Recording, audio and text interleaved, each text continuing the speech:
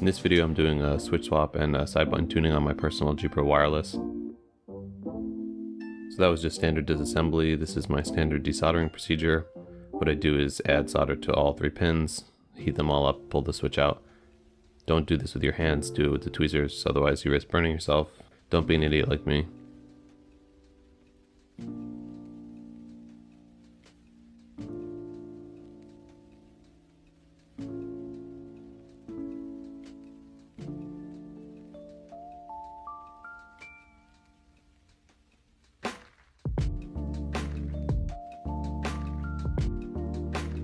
Then I remove the solder from the first and third pin. This way the middle pin still has some solder. I then heat the middle pin up, put the switch in, use that to center, make sure it's flush, and make sure it's straight.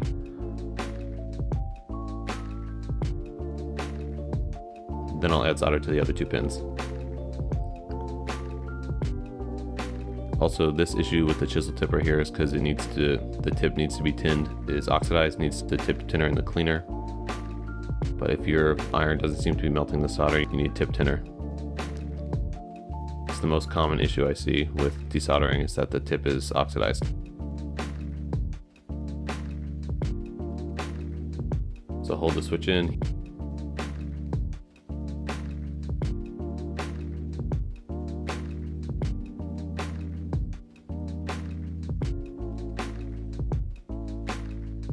Heat the middle solder pad, slide the switch up. Get it straight, get it flush. You set yourself up for success. This is me making sure that it's straight, making sure it's flush. Both sides look good. Add solder to the other 2 pins. And that part's done. Also, in general, you basically want to touch the soldering iron to the PCB or pads for the absolute minimum time required. So this is the side button tuning. Basically removing all the screws inside the mouse to get the black part out. No real guide needed here, it's literally every screw, so just pull them all out.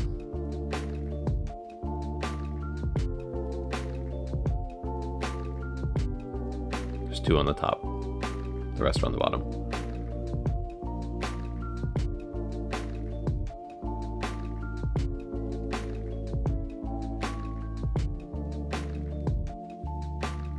So pull the side buttons off. I use metal tape, which is just aluminum and adhesive. I did 2 layers. Sometimes you'll need more or less, depending on how each feels, so you need to experiment with it. I've had some mice need 1, some mice need 2, some mice need 3, some a combination thereof. You gotta put a couple layers on, screw the side buttons back in, and see how they feel. So this is a method that I like. There's another method where basically you are removing pre-travel not by extending the post that clicks the switch, but what you're doing is you're essentially pressing the switch in a little bit at all times. I don't like that method. I like the side buttons to be protruding as much as they can. I don't want a ghost pressing them in a little bit for me. I want the post to just be longer to get rid of pre-travel. That's it. I get the other method, but I prefer this one.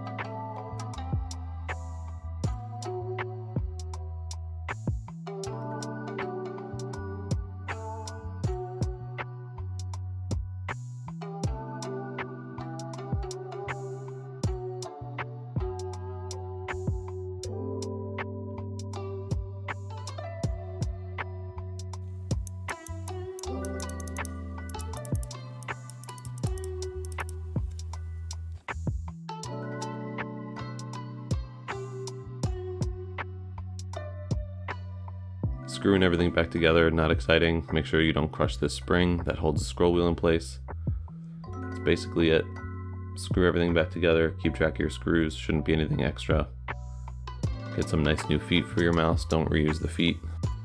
Also, never use heat to take the feet off the mouse.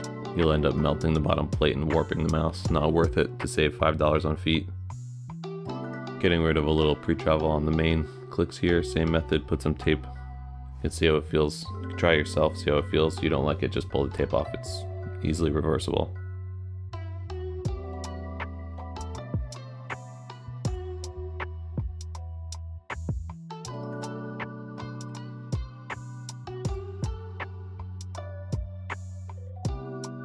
putting the battery back in, I don't like that there's nothing holding it in place anymore, so I just hit it with a little piece of tape just to make sure it stays stuck in there. You don't want that flopping around inside.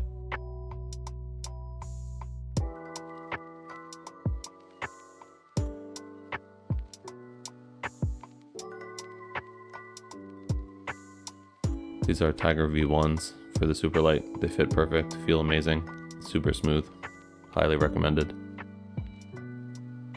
And that's pretty much it. Thanks for watching the video all the way to the end. Like and subscribe to the channel. Visit my website if you want me to do this for you, and that's all. Peace.